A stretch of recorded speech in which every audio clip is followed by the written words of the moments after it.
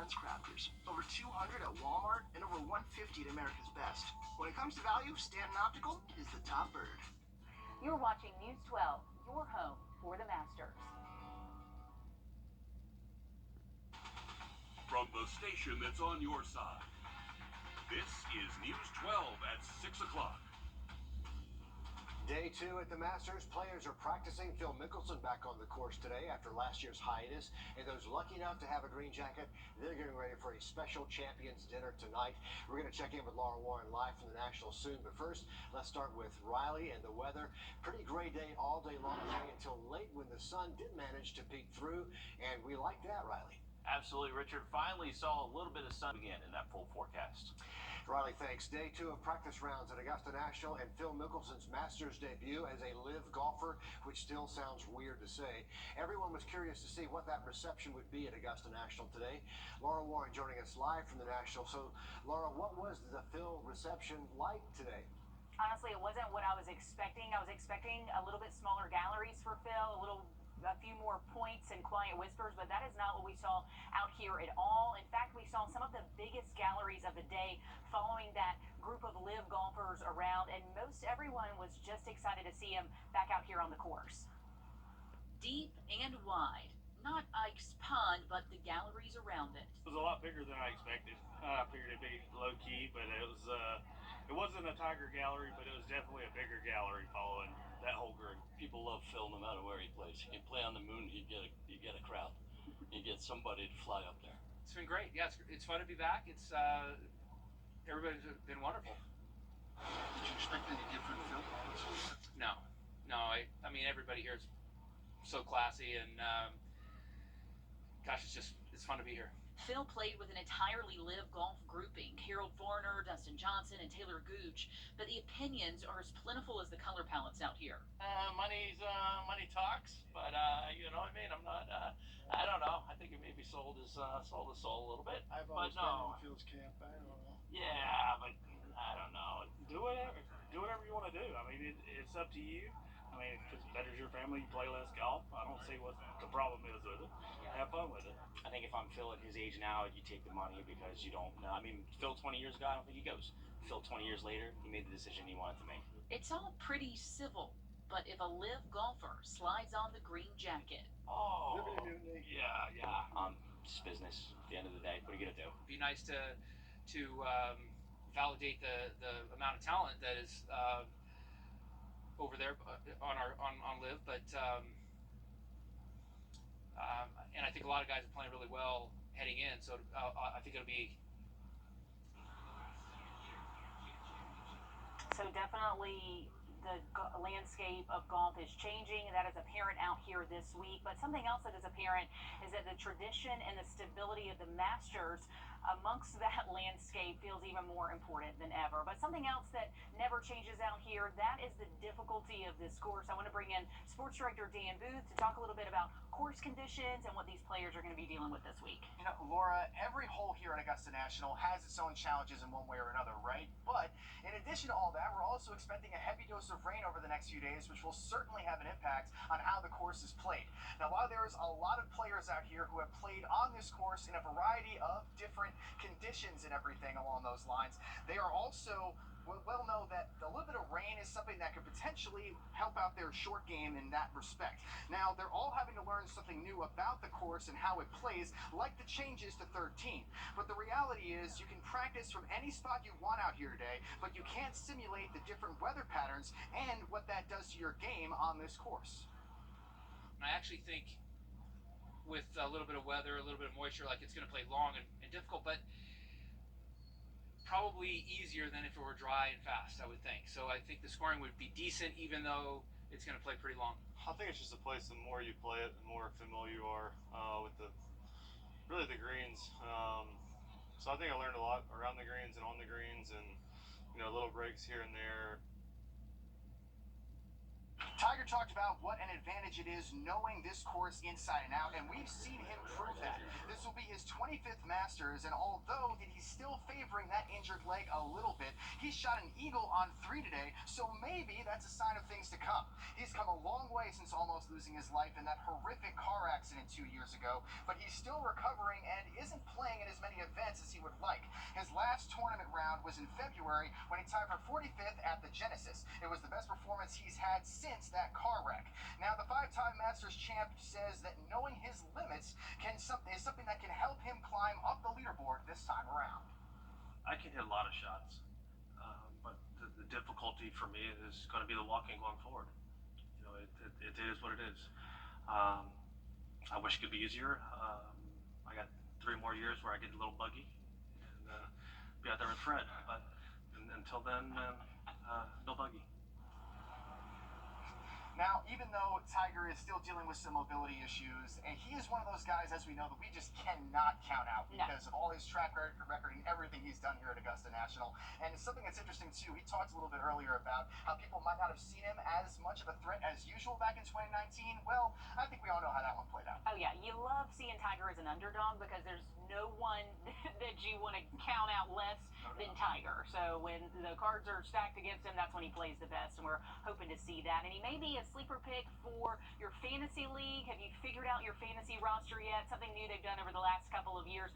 Great way to get in on the action, whether you're watching from the course or you're watching the Masters tournament from home. You can go on the Masters app and create your own fantasy league. You can invite your friends. You pick 4 players, a past champ, a U.S. player, international player, and a wild card. Then there's a tiebreaker question. So we asked patrons how they made their picks, and Chase Mitchell went with a sentimental pick for his past winner. I picked Hideki Matsuyama. I just had my firstborn son named Declan, and pretty much all I ever say to him is hi, Decky, so it seemed fitting. I had to go with Scotty. He's just too good. He's hot right now, too. Wild card. Max Homa, favorite player out there. Not even close. He's just a stud, too. With the amateur Gordon Sargent, he hits the ball far. He hits it hard. And I don't think they get penalized for bogeys and double bogeys. We'll see how that pays out. And he's right, that is new this year. Amateurs can't contribute negative points towards your score on the fantasy league. So if you pick Sarge, you won't be penalized for his bogeys or his double bogeys. So that could actually pay off. And a tiebreaker question is how many birdies will there be for the entire field? So we did a little research for you if you're still picking your fantasy league. In 2021, the field made 944 birdies. In 2022, there were 827 birdies. So we're expecting a rainy weekend. That may need to play into how you select your birdie count. But something else that's kind of cool, if your bracket gets busted heading into the weekend, if your player doesn't make the cut, you can slide in a new one. So fortunately, this isn't March Madness. This is April approximations. Wow. So a little bit more leniency in this bracket pool for your fantasy. That is a lot to think about, Laura, but Hideki may be my favorite line of the day. I love So that sweet. reasoning. Hi, Decky. That's pretty good. So sweet. All right, Laura Warren, live from Augusta National, thanks so much. You know, for some, making it to Augusta is once in a lifetime chance, but for a couple of patrons we found, they make it a goal to come back year after year. Their unique story in just a moment. And luckily the forecast does stay nice for our Wednesday, but heading into tournament play, we are tracking our next front, bringing us the chance for rain. Update on the full forecast just after the break. Nice weather continuing Wednesday, but just a slight chance for a stray shower storm Thursday, then definitely guaranteeing that rainfall between Friday and Saturday. You know, one of the great things about Masters Week in Augusta, the patrons and how each one of them has a really unique story. That's right. Our Nick Proto caught up with a couple who have been coming out here for years, and they have such a unique connection to one of the most iconic people to ever play Augusta National. One of the great things about Augusta National is the patrons and how each person has a unique story. I met a couple who's been coming here for years, and they have a special connection to one of Augusta National's biggest legends. Thousands of patrons walk through the gates at Augusta National every day, but few have a story like Tom and Mary Wrdw. This is the 18th time Tom has been to the Masters, the first back in 1960. I was going to Wake Forest, and then my roommate said, "You want to go to Augusta?" We went. And back then, you just paid for the gate kid, and there was no big deal. A 29-year-old Arnold Palmer won that Masters, his second of 4 green jackets, and that wouldn't be the last time the Wrdws crossed paths with Arnie. Mary caddied for him one year at the Buick Open in Michigan. My husband was a caddy master at the Buick Open at the time, and Mr. Palmer came in and said, "Do you have somebody that can, you know, carry for me during the Pro-Am, because my pilot's has to fly back to Latrobe." And he said, would you mind a lady? And he said, no. So that's what I did. So it was the most wonderful 2 days of my life. Mary's first time at Augusta National was 2012. Decades after she carried the bag for Palmer, she got to see him compete once again, this time in the par 3 contest. He was just such a genuine man, a wonderful person. As for Tom, he's seen a lot of legends in 18 tournaments over 60 years, from Hogan to Arnie to Jack to Tiger. But his favorite moment didn't come until 50 years after his first time on the grounds. And this is going to sound corny, but the first year I brought her, because her excitement being here was just very, very special. Now that they're in their 80s, they tell me they don't know how many more times they're going to be able to come down here and experience this. And you can really see it in their faces as they walked around, just how much this course means to them and how much they appreciate this place. Reporting at Augusta National, Nick Proto on your side.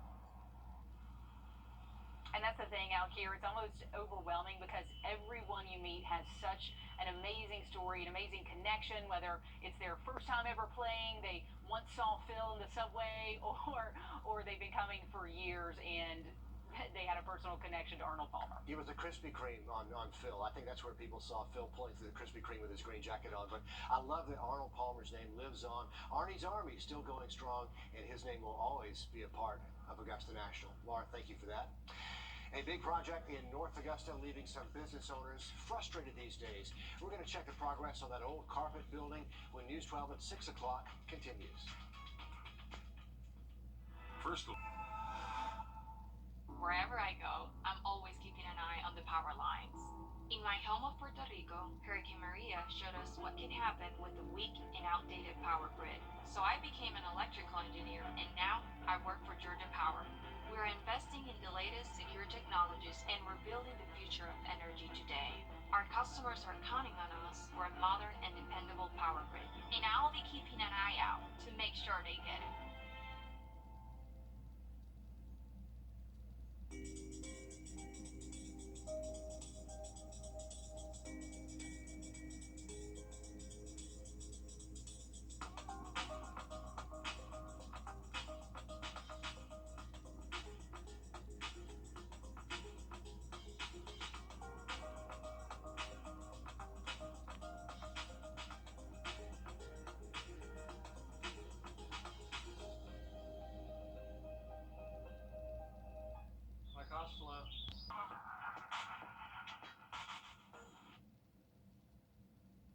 One year later, the old roller rink and carpet shop in North Augusta still under construction. The Palmetto Peach Development said by this time last year, or by this time, the new business owners would be moved in by Masters Week. So where are we? Craig Allison live at the site where plans seem to be pushed back a few more months. Craig, bring us up to speed. That's right. From structure issues to applying for state income taxes, North Augusta's Gateway project is currently on a pause. Now, while this could be considered a troublesome delay for renovating this eyesore, some local businesses are just glad it's getting any care at all.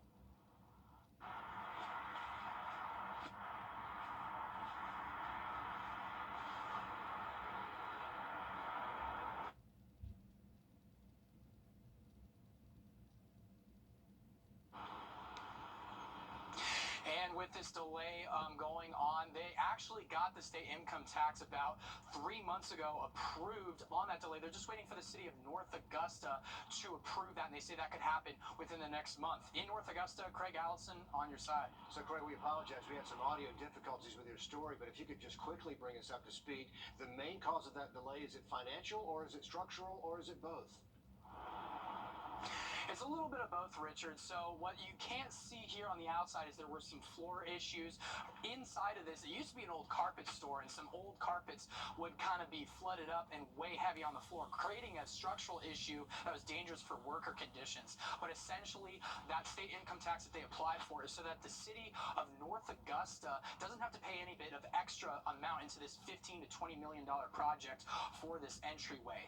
But essentially, local businesses are just glad there's any care going into this, because it used to be an abandoned space for quite some time, from a roller rink to a carpet shop to just kind of sitting here untouched. So now that progress is looking good to open up hopefully before the holidays, but 2 tenants that have been granted the space coming in here say that The holiday time is not exactly the best time to kind of switch up spaces, so they'll be coming in probably by January of 2024. So it looks like it could be coming here by the end of the year. An important gateway project. Craig, thanks for the update there. We apologize for the audio difficulties. Hopefully we'll get your story on a later newscast, though.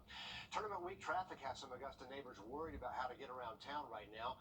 One route is not running this week, and for others, the commute times have tripled. Hallie Turner did some digging to learn how to make that daily commute a little easier.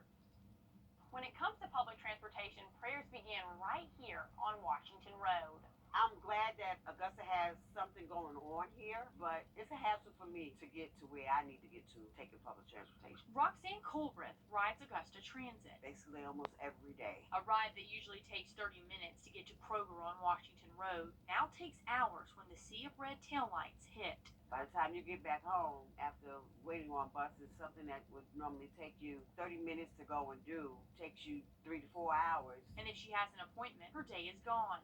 Have an appointment at 12 o'clock, you need to leave at 8 o'clock, just so you can get to your appointment on time. That's really ridiculous, but that's what you have to do. Augusta Transit says around 9,000 people rely on this system weekly, and they are aware of the traffic issue. Just had a bus that's just left here, the Broad Street Transit Facility. It was already behind. It will be impossible to catch up to the schedule because Route 5 travels right outside the Masters Golf Tournament. Dr. Page says it's an issue that can't be solved overnight. They are working with city leaders for now until the new buses come in next month. We are working to improve our bus service, and so next year with our new diesel buses and potential electric buses, we will be able to put more buses on Route 5. For now, they are suggesting riders leave early and assure them that they will make sure everyone gets home. They will not be left stranded here at Broad Street. We will get them home. In Augusta, Hallie Turner on your side. Okay, we are live at Wrdw this evening. It's a great night to be outside for some live music in Columbia County. Those doors opening at 4 o'clock over there at the Lady A Pavilion in the Evanstown Center Park. And look at how the crowd has grown over the last hour. All the proceeds tonight go to First Tee of Augusta, a local nonprofit offering free golf programs for students all across the river region. Riley Green, our headliner tonight, with Cody Webb, DJ Rock, Sister Hazel, and Voice of Harold featuring Mark Bryan from Hootie and the Blowfish. We know Hootie and the Blowfish have supported this event for many, many years, and they continue doing that under a different name tonight. We're going to have more of this event tonight on News 12 at 11 o'clock, but a great night for live music in Columbia County. And we're back with more after this quick break.